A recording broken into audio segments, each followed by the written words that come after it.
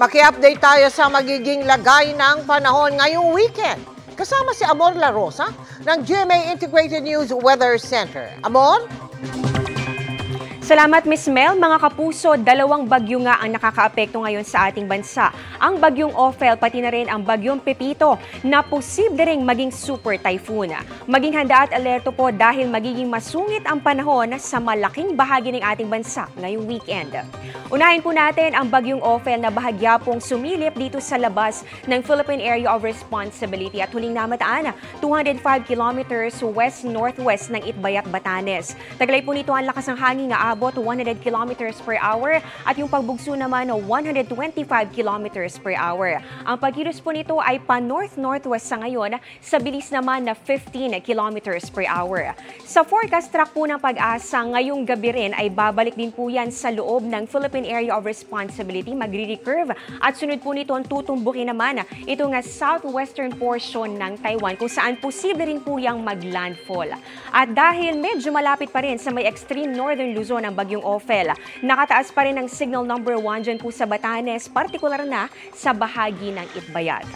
Ang bagyong Pepito naman, mga kapuso, huling nakita 465 kilometers silangan ng G1 Eastern Samar. Taglay na po nito ang lakas ng hangin nga abot 150 kilometers per hour. So compared po nito mga nakalipas sa oras, mas lumakas pa po yan ngayon. Ang pabugso naman nito 185 kilometers per hour. At ang pagkilos po niyan pa west-northwest sa bilis na 30 kilometers per hour. Dahil po sa bagyong Pepito, nakataas po ang signal number 2. Diyan po yan sa eastern portion ng Northern Samar, northern portion ng Eastern Samar, pati na rin sa northeastern portion ng Samar. Signal number 1 naman, dyan po yan sa may Aurora, Quezon, eastern portion ng Laguna, Marinduque, Camarines Norte, Camarines Sur, Catanduanes, Albay, Sorsogon, at pati na rin sa Masbate.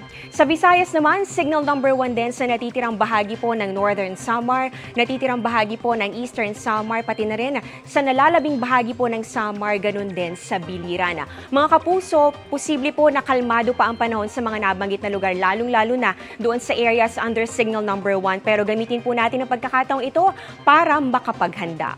Samantala, sa latest forecast track po ng Pag-asa, posibleng tumama ang bagyong Pepito dito po yan sa Catanduanes bukas ng gabi o kaya naman po ay linggo ng madaling araw.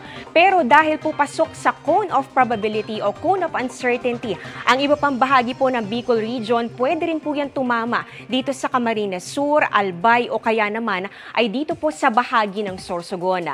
Pero mga kapuso, may chance rin po itong bumaba ng konti at kapag po nangyari yan, posibleng dito po yan tumama sa Northern Samar bukas ng hapon o gabi.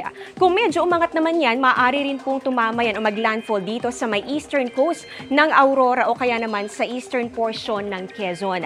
Alin man po sa mga ito ang matuloy, tatawirin o dadaan po yan malapit dito sa Bicol region, ganoon din sa Quezon, Central Luzon at pati na rin sa Pangasinan ngayong weekend. Pero mga kapuso, huwag po tayo mag-focus lamang doon sa landfall points dahil posible rin na maramdaman yung mga matitinding lakas po ng hangin, pati na rin po mga pag-ulan. Dito po yan sa sakop nga nitong ating cone of probability. So sakop din po dyan from Cordillera region, ilang bahagi po ng Ilocos provinces, Isabela, Quirino, pati na rin po ilang bahagi pa ng Central Luzon at maging Metro Manila, Calabarzon at pati na rin po dito sa ilang bahagi po ng Marinduque. Ibig sabihin, lahat ng nandito po sa highlighted part na yan, dapat pong maging handa dahil sa ngayon ay hindi pa po natin natitiyak kung saan talaga tatama itong nasabing bagyo. Pero dapat ay maging alerto po dahil pasok po kayo sa makakaranas ng matinding epekto ng bagyong Pepito ngayong weekend. Linggo ng gabi o Lunes ng umaga ay posibleng nasa may West Philippine Sea na rin po itong bagyong Pepito. At base naman po sa datos ng Metro Weather, so kanina po na pag-usapan natin yung wind signals o lakas po ng hangin, ngayon naman mga pag-ulan. Bukas po ng umaga, unti-unti na po mararanasan yung mga pag-ulan dito yan sa may Samar and Leyte provinces at ilang bahagi po ng Bicol region. Magtutuloy-tuloy na po yan pagsapit ng hapon at mas didikit na po yung bagyong Pepito dito po yan sa Eastern Visayas at pati na rin sa Kabikulan. Makikita po ninyo yung nagkukulay pink, kulay red at orange. Ibig sabihin po niyan heavy to intense o kaya naman po ay intense to torrential o mga matitindi at halos walang tigil na mga pag-ulan. Linggo ng umaga mahagip na rin po ng kaulapan ng bagyo ang bahagi po ng Quezon, ganun din ang eastern section ng Central at pati pati na rin ang eastern sections po ng Northern Luzon at pati na rin ang ilang bahagi po ng Mimaropa.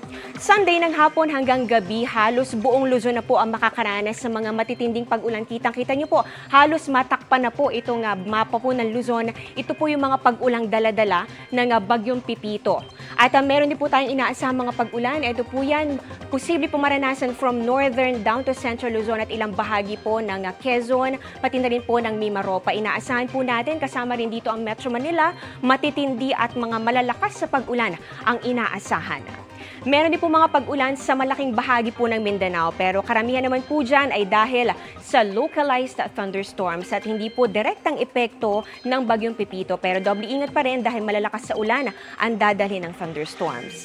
Pagsapit po ng Lunes, mga kapuso, may mga pag-ulan pa rin. Dito po yan sa northern at central portions ng Luzon, ganoon din sa may extreme northern Luzon. Kaya doble ingat pa rin sa posibilidad ng mga pagbaha at pagguho ng lupa. Inaasahan po natin yan po ay hagip pa rin nitong trafo extension ng bagyo.